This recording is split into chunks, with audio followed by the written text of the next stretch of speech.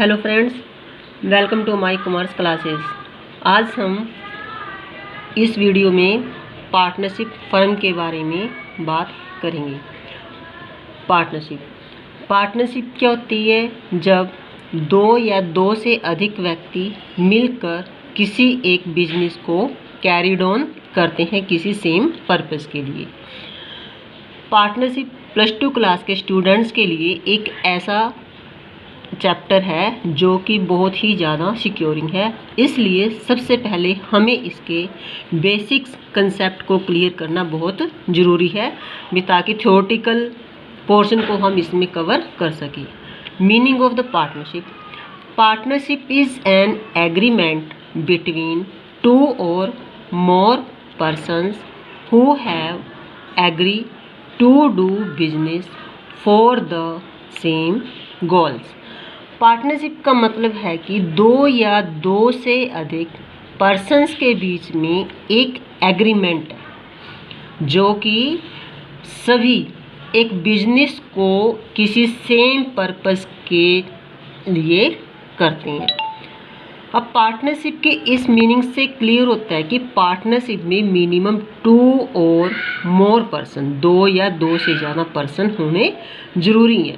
अब पार्टनरशिप किसके लिए करते हैं? एक बिजनेस चलाने के लिए। बिजनेस मतलब बिजनेस कोई ऐसी चीज़ नहीं है कि जो इंटेंजिबल एसेट्स है, ये एक प्रकार का व्यवसाय है जिसको जो है हम एक टारगेट को अर्न प्रॉफिट्स करने के लिए चलाते हैं। सेम गोल यानी कि टारगेट्स को अचीव करने के लिए हम एक बिजनेस को चलाने के लिए जब पार्टनर्स काम करते हैं तो उसे पार्टनरशिप कहते हैं। डेफिनेशंस में according to the Indian Partnership Act 1932 section 4 के according, partnership is the relationship between persons who have agreed to share the profits of a business carried on by all or any of them acting for all। Partnership जो है दो या दो से अधिक व्यक्तियों के बीच में एक ऐसा रिलेशन है जो कि एक बिजनेस को चलाने के लिए सभी के द्वारा या फिर किसी एक के द्वारा सबकी सहमति से चलाया जाता है, जो कि प्रॉफिट्स को अर्न करने के लिए किया जाता है। प्रॉफिट शेयर्स करने के लिए, अगर बिजनेस में लॉसेस भी हो सकते हैं, लॉसेस को बियर करने के लिए भी ये बिजनेस चलाया जाता है। अब इस डेफिनेशन से इसमें से कुछ इम्पोर्टेंट टर्म्स निकलती हैं जिसको जानना बहुत ज़रूरी है, जैसे कि पार्टनर्स। अब पार्टनर्स बच्चे कौन कौन हो सकते हैं? जैसे the persons who have entered into a partnership with one another. जब कुछ व्यक्ति किसी बिजनेस में एक दूसरे को एंटर करते हैं, किसी बिजनेस में एंटर करते हैं पार्टनरशिप के लिए, उस बिजनेस को कैरी ऑन करने के लिए। अब बिजनेस क्या करेंगे? उसके लिए firm when do work collective, जब वो इकट्ठा होके उस फर्म में काम करेंगे सेम गोल को अचीव करने के लिए, that is the firm name. The name under which the business is carried is called firm. अब जो फर्म है वो ऐसे तो है नहीं कि कोई भी हम फर्म चला सकते हैं। उस फर्म को जिस भी नेम, फर्म को जो भी नाम दिया जाता है जिसके अंदर बिजनेस चलाया जाता है उसे हम नेम ऑफ फर्म कहते हैं।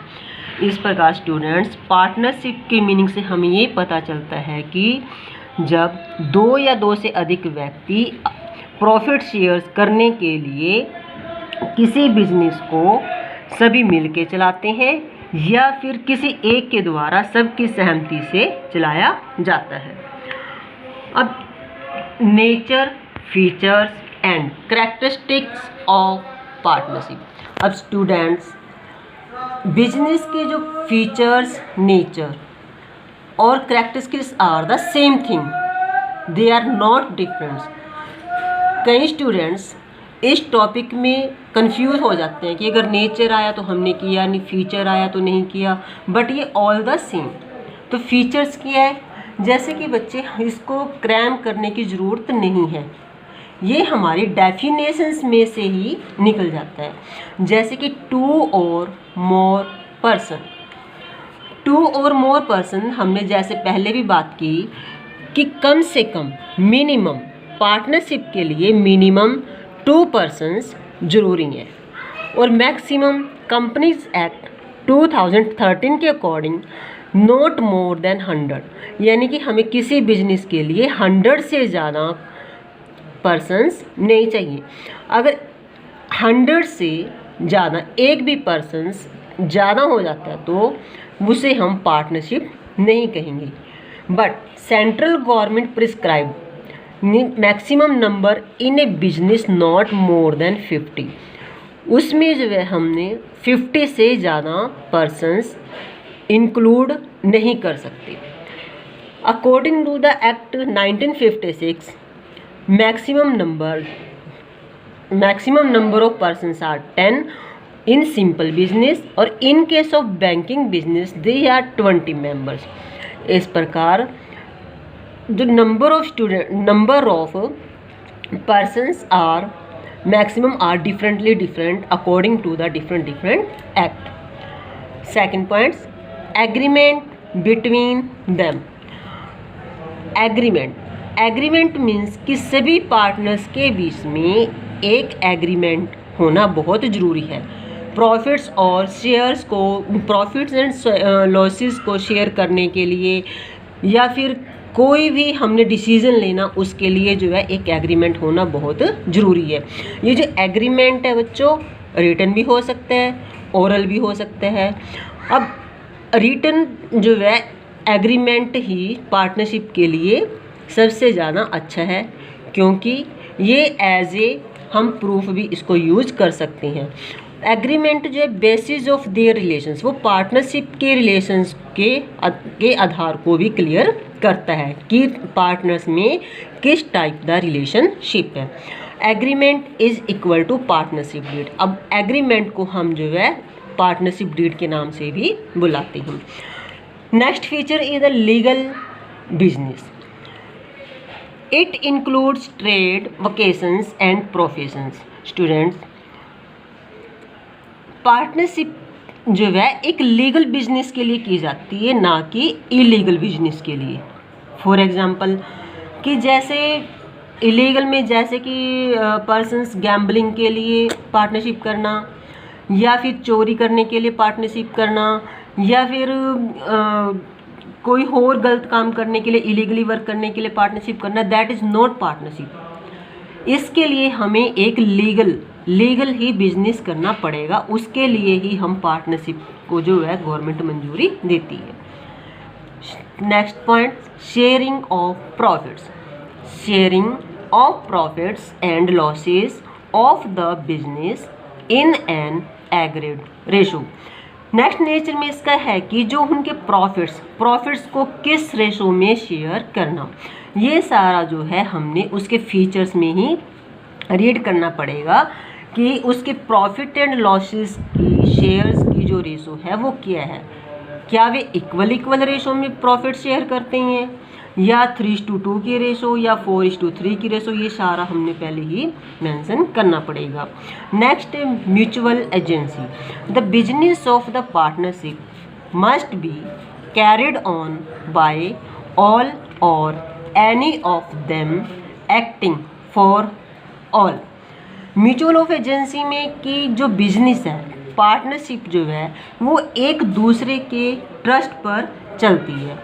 फॉर एग्जांपल, कई बार जैसे कि एक व्यक्ति या एक पार्टनर शहर से बाहर चला जाता है और दूसरे पार्टनर को इमीडिएट कोई डिसीजन लेना पड़ता है, तो इन दैट केस वो पार्टनर सेकंड पार्टनर से फ़ोन पे कंसल्ट करके या उसकी सहमति से जो है डिसीजन ले सकता है।